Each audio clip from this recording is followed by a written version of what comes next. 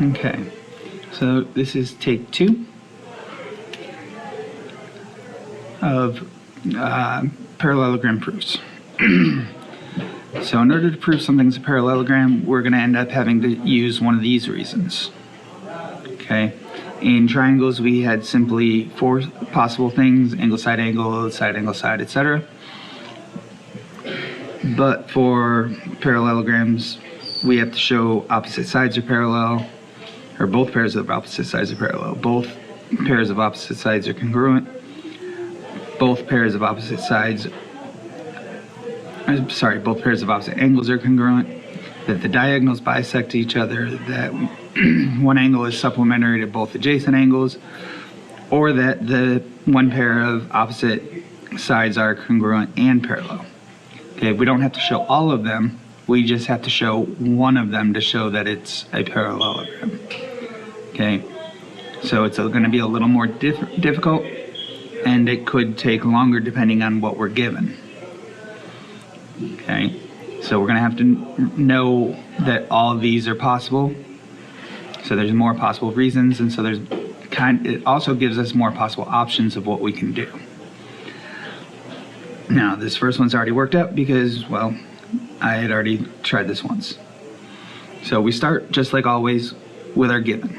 P is the midpoint of Ln and Kn. And it's given. Now, what that tells us is that since P is the midpoint, that this side and this side are going to be the same. So we can say LP is congruent to Pn. And our reason is the definition of midpoint. Then we can say that this side and this side are going to be the same, because since P is that midpoint. So KP and PM are the same. And again, definition of midpoint. Now we can say that it's a parallelogram, and a reason is the diagonals bisect each other. The diagonals cross and cut each other in half. We were told it's a midpoint, so we can say that. If we weren't given that information, we wouldn't have been able to come up with that. Alright, now this one's half done. So, well, more than half, but we'll give it a go. Alright. So we're told triangle EDG is congruent to triangle GFE. So that's our given. This makes our work very simple. Okay? Since we're told that, we can use corresponding parts of congruent triangles are congruent, so CP, CTC, as our reasons. And we can say this side is congruent to this side. And this side is congruent to this side. So ED is congruent to FG by CP, CTC, and DG is congruent to FE by CP, CTC. So now we've got opposite sides are congruent. So DEFG is a parallelogram because opposite sides are congruent. So opposite sides are congruent.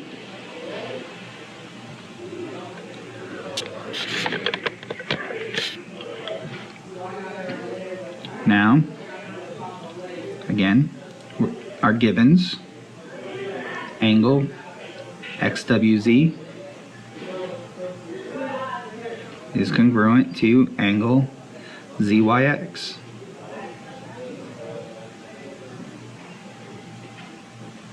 Well, XWZ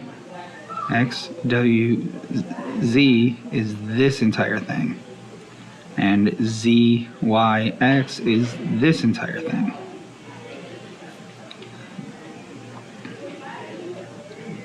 So that's our given. Now we're also told triangle WXY is congruent to triangle YZW.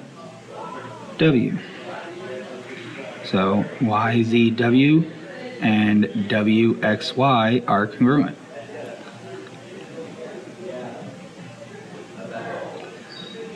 So again, we can make this very simple on ourselves.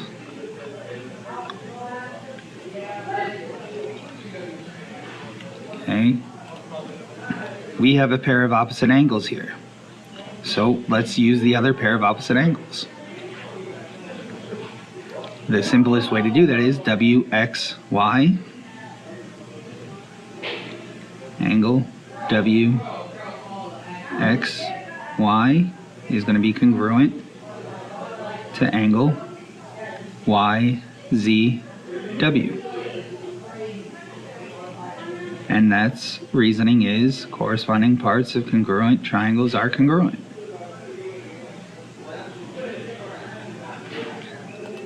And then from there,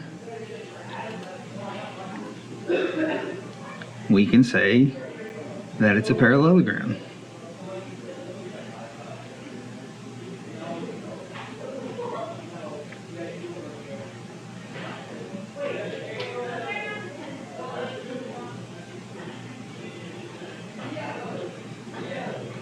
And our reason is opposite angles are congruent.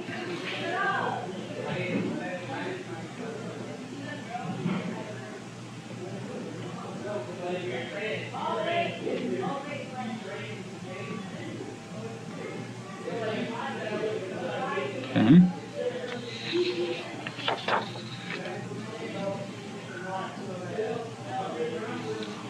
Now, this one is obviously going to be a little more involved. Okay. So, we start, just like always, we write our givens. QS bisects RT.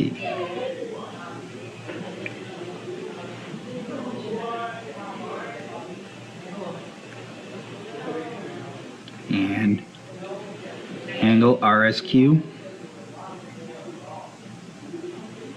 is congruent to angle TQS.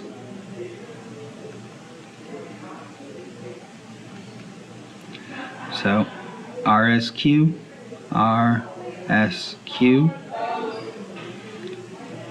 TQS. And we're told RQS bisects RT. So now, what we want to do is, there's several ways we can go about this, but the easiest way is probably to show the two triangles are congruent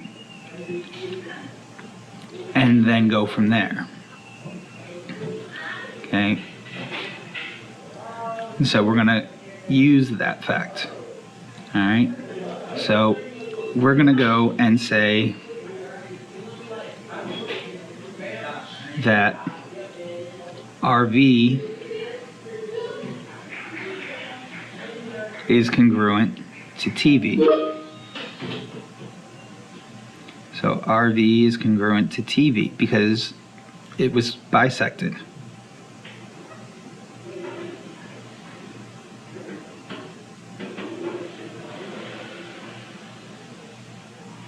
And so in this case, definition of bisect.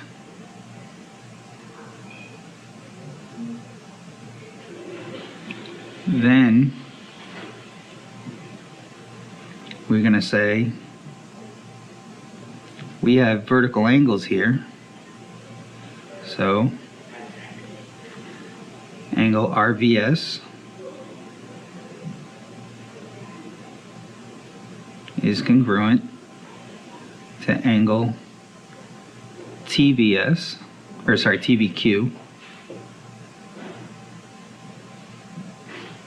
And our reason being vertical angles.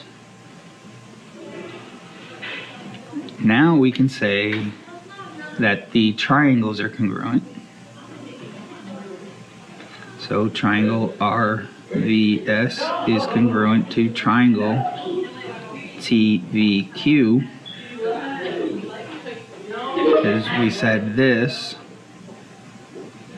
So we've got angle, angle, side. So that's by angle, angle, side.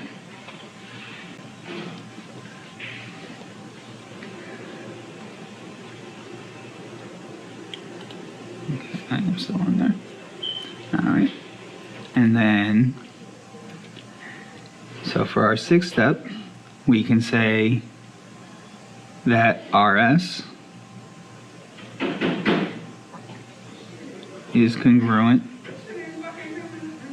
to TQ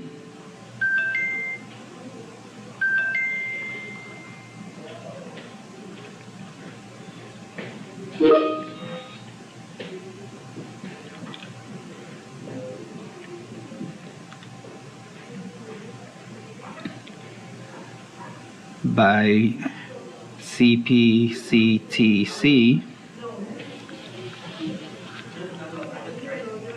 So now we've shown that.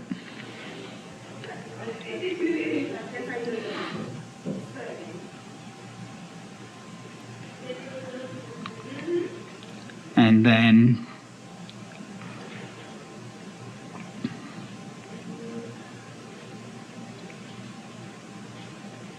we do this step, which is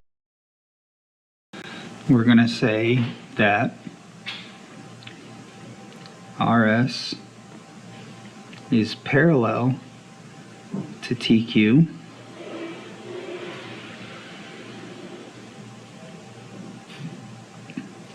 and this is where it gets tricky, by the alternate interior angle converse. Now what that means is, since we have angles on opposite sides of this transversal and these two lines, then those lines have to be parallel. Okay? So since we have what appear to be alternate interior angles, the converse of that says that those lines have to be parallel.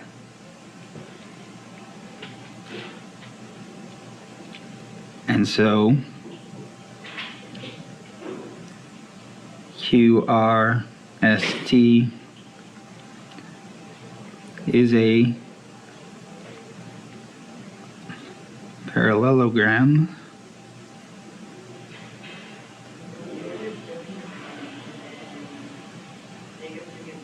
that I'm having trouble spelling right now. And the reason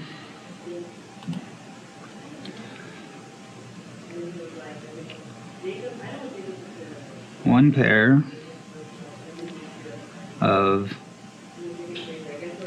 opposite sides are congruent and parallel.